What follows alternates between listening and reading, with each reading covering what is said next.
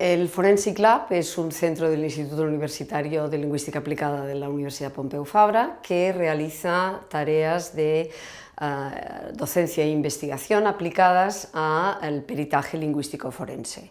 La lingüística forense es una disciplina que trata el interfaz entre el lenguaje y el derecho, con tres ámbitos: lenguaje jurídico, lenguaje judicial y lenguaje evidencial. En este ámbito evidencial partimos de las premisas que cada hablante habla una primera lengua y un dialecto, cada hablante o escritor pertenece a una comunidad de habla y además tiene un estilo idiolectal único, irrepetible, idiosincrático y distintivo que lo distingue de otros individuos, es decir, de otros hablantes y escritores. Estos parámetros lingüísticos del estilo idiolectal es lo que nos permite, como lingüistas forenses, decirle al juez qué dice un texto y quién es su autor.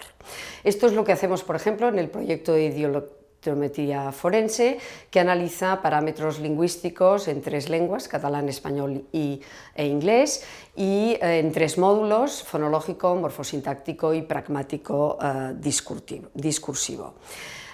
Los hallazgos más importantes tienen que ver con el hecho, por ejemplo, de que hay más variación entre hablantes y escritores que no en el estilo idiolectal de un mismo escritor.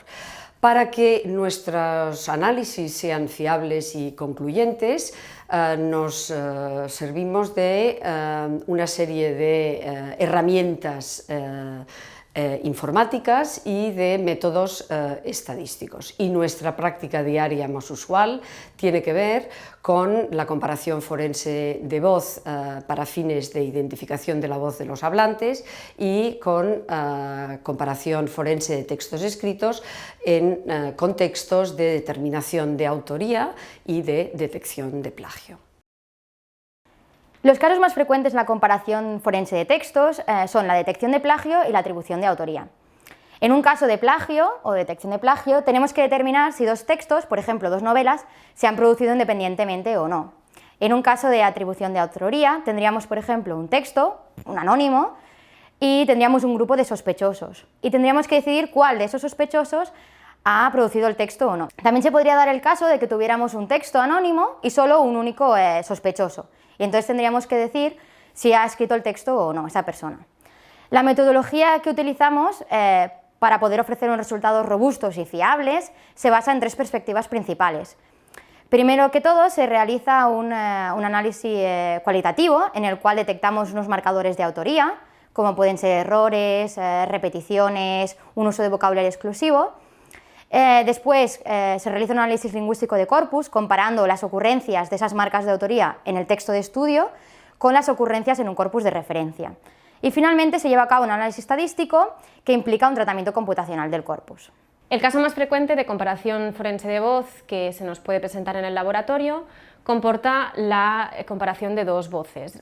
Por un lado tenemos la voz dubitada, que es la voz de la persona que ha cometido el crimen, como puede ser una llamada de amenaza, y de otro lado tenemos la grabación indubitada, que es la grabación del sospechoso de haber cometido ese crimen. Entonces se nos pide que comparemos las dos voces y determinemos si pertenecen a la misma persona o no. La metodología que seguimos para hacer esta comparación consiste en la combinación de dos métodos principales. Tenemos el método auditivo, que es escuchar las grabaciones y detectar las características que son más dialectales y las idiolectales, que son más idiosincráticas. Y por otro lado tenemos el método acústico, en el que usaríamos programas de análisis del habla, los espectrogramas e incluso análisis estadístico para analizar rasgos como, por ejemplo, la frecuencia fundamental, que es la calidad de nuestra voz, el tono de nuestra voz, que depende de la fisiología de nuestras cuerdas vocales, y analizar también la calidad de las vocales y de las consonantes que los hablantes realizan.